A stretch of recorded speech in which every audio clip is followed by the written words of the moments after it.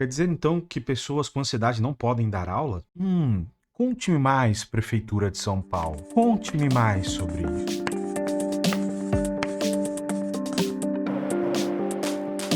Pois é, na sexta-feira, dia 12/4/2024, o Viva Bem UOL publicou uma matéria falando sobre um caso de uma professora que prestou concurso público e foi barrada de assumir por causa de um quadro de ansiedade. Nós vamos fazer análise dessa matéria. Eu sou o professor Glauber e esse é o Jornal do Prof. Olha lá. Então, como eu disse para vocês, a matéria diz o seguinte: professores aprovados em concurso são considerados inaptos por ansiedade. Matéria do Viva Bem, do UOL, escrito por Ruth Pina e publicado no dia 12/4/2024. Não vou ler a matéria inteira, porque a matéria é muito grande, senão o vídeo vai ficar muito longo. Mas ele começa contando o caso da Lúcia, de 34 anos, né? Que foi aprovada no concurso público recente para professores da Prefeitura de São Paulo. E aí ela diz o seguinte, ó, tudo se encaminhava bem até o início deste mês, quando recebeu o resultado de seu exame médico admissional, por considerada inapta para a função por ter ansiedade. Gente, a gente precisa observar isso com muita atenção, já que ansiedade é uma doença que está cada vez mais comum nos brasileiros, né? Eu lembro que quando eu fiz a perícia, uma médica tentou negar o meu acesso por causa de escoliose, né? Que é uma formação aqui dos ombros, etc e tal. Mas o que acontece é o seguinte, grande parte da população brasileira e da população paulista e paulistana tem escoliose. O próprio médico da prefeitura, para quem eu fui encaminhado para análise, ele deu risada quando ele viu que a médica perícia estava tentando me barrar por causa de escoliose. Por causa disso, eu acabei assumindo alguns meses depois. Eu vou pular aqui a matéria e vou pular para cá. Olha o que ele fala aqui, ó. Se você quiser ler a matéria completa, eu vou deixar o link no primeiro comentário desse vídeo. Bom, mas vamos lá, continuando. Os exames admissionais foram feitos por uma empresa terceirizada, a Qualilog SSO, Serviços Auxiliares Administrativos, que segue os protocolos técnicos da COGS, Coordenação de Gestão de Saúde do Servidor, órgão responsável pelas perícias médicas de servidores públicos municipais e que homologa esses laudos. Então, o laudo é feito por uma empresa terceirizada, já é assim há muitos anos.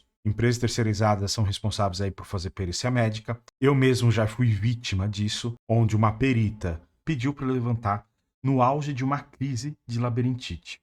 Obviamente, quando eu tentei levantar, eu caí. E mesmo assim ela negou o pedido de licença médica. Continuando aqui, ó. O documento orienta que candidatos com sinais e sintomas de transtornos mentais ou história clínica pregressa de tratamento psiquiátrico devem ser encaminhados para uma avaliação de um médico perito especialista, que foi o que aconteceu com Lúcia. E aí, no caso da Lúcia, de fato, esse é o procedimento. O médico da perícia vai falar, olha, eu não sei se o seu caso dá, então vou mandar você para um especialista da prefeitura que vai dizer para mim se aprova você ou não. Foi o que aconteceu comigo também, né? No caso da escoliose. E aí o que acontece? Quando a gente fala de uma psicopatia, que é o caso aí da Lúcia, é impossível um médico psiquiatra avaliá-la melhor do que um médico psiquiatra que já a acompanha. Isso é impossível. Se você é psicólogo, psiquiatra ou qualquer outra profissão que trabalha com saúde mental, escreve aí embaixo nos comentários. É possível o cara avaliar em 30 minutos algo que vem sendo trabalhado com uma pessoa em questão de dias, meses, até anos? Impossível.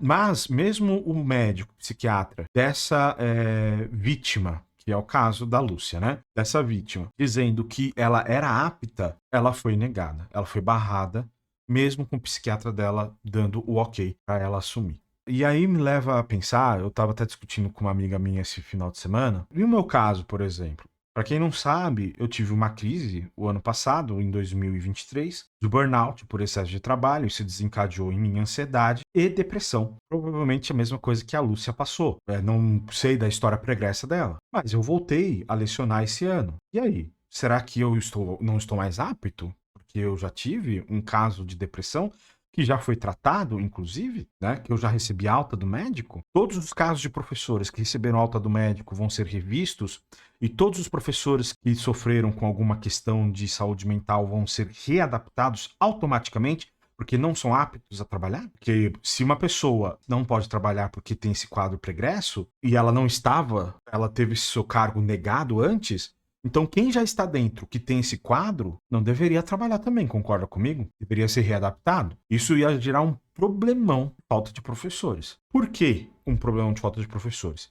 Eu vou pular a matéria bastante aqui agora para a gente ver o que os especialistas falam sobre essa questão. Olha só, psiquiatra diz que protocolo é psicofóbico. O médico psiquiatra Eduardo Tancredi diz que nenhuma pessoa que apresenta um quadro de neurodiversidade, seja ansiedade, depressão, transtorno do espectro autista ou TDAH, transtorno de déficit de atenção e hiperatividade, tem contraindicações laborais quando bem tratadas.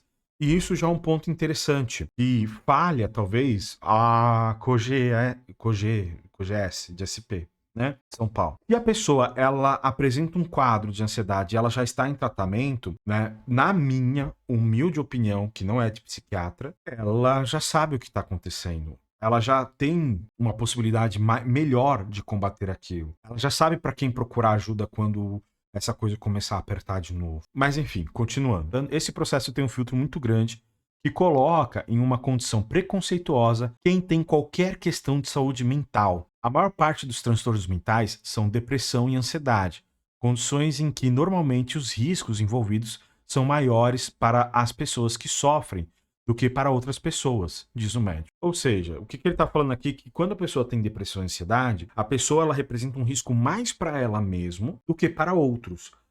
Você não vai ver uma pessoa com depressão atacando alguém. Ou pelo menos é isso que eu entendo por depressão. Mas não é esse o ponto que eu queria discutir. Continuando aqui, ó, é como barrar o candidato por diabetes ou hipertensão. São doenças crônicas, mas que não impedem as pessoas de trabalhar. Eduardo Tancredi, psiquiatra. Mas isso não quer dizer que não se tenta barrar as pessoas por terem diabetes ou hipertensão. Para o psiquiatra Antônio Geraldo da Silva, que é genial na resposta dele, e aí vocês vão ver o que eu vou falar, o presidente da ABP, Associação Brasileira da Psiquiatria, mais do que um filtro rigoroso, o protocolo da prefeitura revela psicofobia. Ele cunhou o termo para falar sobre o preconceito ou discriminação para pessoas com transtornos ou deficiências mentais. É caso a caso. O protocolo deveria avaliar se aquela pessoa deveria exercer ou não aquela função. Não decretar que um grupo jamais poderia assumir aquela profissão. A incidência de ansiedade na população é de 13%. Isso quer dizer que 30 milhões de pessoas estão inabilitadas? Esse estigma é um absurdo. Então, é você culpar todo mundo que tem ansiedade e depressão e falar assim para eles, você não tem condições de ter isso. Antônio Geraldo da Silva, ele está dizendo o seguinte, não é assim, você tem que avaliar cada caso, para ver se a pessoa é, de fato, uma pessoa apta ou não. No caso, essa avaliação, ela não pode ser feita de bate-pronto, tá? Então, o que nós estamos vendo aqui, e qual é a crítica desse psiquiatra, é que você não pode simplesmente determinar uma linha, dizendo assim, olha, quem tem isso aqui está barrado, sendo que nesses casos de depressão e ansiedade, você precisa avaliar caso a caso para saber se eles têm ou não a possibilidade. Olha esse ponto aqui que o psiquiatra fala.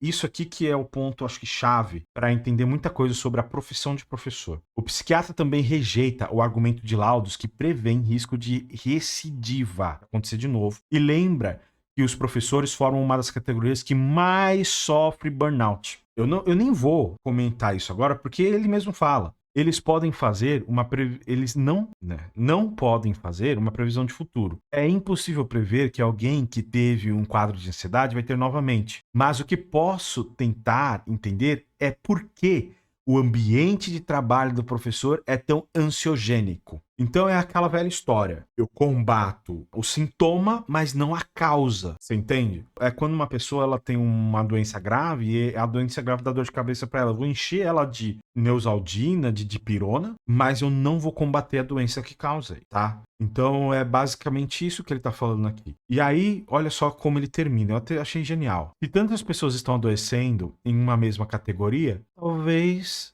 algo esteja errado com o sistema. Parabéns!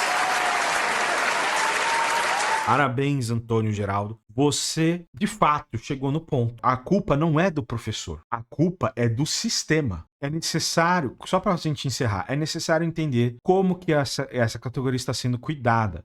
em quais condições trabalha e como está sendo remunerada, em vez de barrar contratações com possíveis riscos. É isso. Eu acho que não tem nem muita coisa mais a acrescentar, mas é o fato. Professores são sobrecarregados, o salário, como vocês sabem, não é dos melhores. Nós passamos por muitas dificuldades, seja na rede pública, seja na rede particular. Nós acumulamos funções que não são nossas, né? Porque o professor, ele tem essa coisa muito de se doar, então acaba fazendo mais do que é de fato assinado dentro do seu contrato. E aí, com isso, os professores adoecem. Um professor, para ter uma vida minimamente digna, para ser considerado alguém que tenha lá condições hoje de comprar sua casa, tenha condições ali de comprar o seu carro, etc. O professor, ele tem que trabalhar no mínimo em 2 empregos, no mínimo em 2 escolas, a menos que ele trabalhe num colégio de altíssimo padrão que vai pagar muito bem para ele, mas que vai explorá-lo como se ele trabalhasse em 3, 4, 20 colégios. Então, a questão é essa,